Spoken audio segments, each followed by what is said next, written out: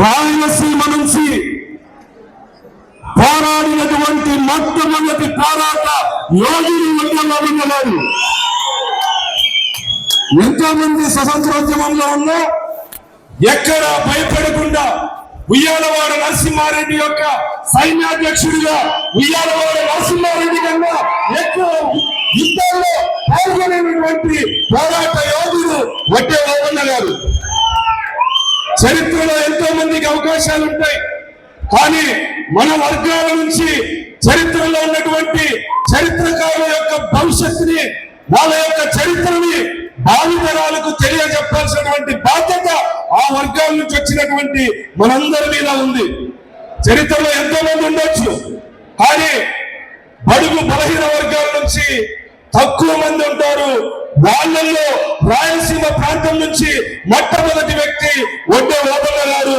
ఆయన చరిత్రని విగ్రహాల రూపంలో మీ నియోజకవర్గాల్లో, మీ గ్రామాల్లో ఆయన విగ్రహాల్ని అన్ని ప్రాంతాల్లో ప్రతిష్ఠిస్తే ఎవరైనా ఎందుకు ఇక్కడ విగ్రహం పెట్టాలని సమాజంలో ప్రతి ఒక్కరికి చర్చించుకునే అవకాశాన్ని ఆ కులంలో పుట్టిన మీరందరూ కూడా ప్రయత్నం చేయాలని ఈ సందర్భంగా మీ అందరికీ విజ్ఞప్తి చేస్తూ, నా మడకశిర నియోజకవర్గంలో మడకశిర మున్సిపాలిటీలో నా సొంత డబ్బులతో వడ్డే ఓబన్న విగ్రహాన్ని ప్రతిష్ఠిస్తూ మీరందరూ కూడా హాజరు కావాలని మీ అందరికీ విజ్ఞప్తి చేస్తూ, ప్రభుత్వం తెలుగుదేశం పార్టీ వడ్డర్ల కోసం అనేక సంక్షేమ కార్యక్రమాలు తీసుకొస్తా ఉన్నారు. రాజకీయంగా కూడా మొట్టమొదటి వడ్డెర కార్పొరేషన్ చైర్మన్ మన అనంతపూర్ జిల్లాకు సంబంధించి మురళీ గారిని నియమించినటువంటి చరిత్ర గౌరవ ముఖ్యమంత్రి చంద్రబాబు నాయుడు గారిని.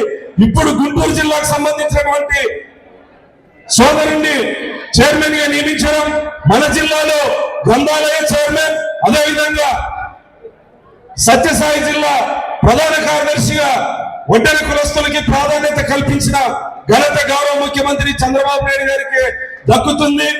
వడ్డర్లు ఎన్నో పురాతన కట్టడాలు ఉంటాయి, నిర్మాణాలు ఉంటాయి. ఎలాంటి టెక్నాలజీ లేని రోజుల్లో ఈ రోజు ప్రపంచ దేశం మొత్తం ఉన్నటువంటి ప్రధాన ఆలయాలు కావచ్చు, కట్టడాలు కావచ్చు, ఆ కట్టడాల వెనుక వడ్డెరుల చెమట ఉందని సందర్భంగా తెలియజేస్తున్నా.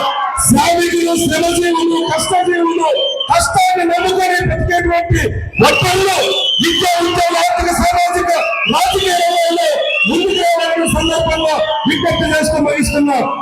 వడ్డే ఓబన్న గారి చరిత్రని భావితరాలకు తీసుకెళ్లాలి.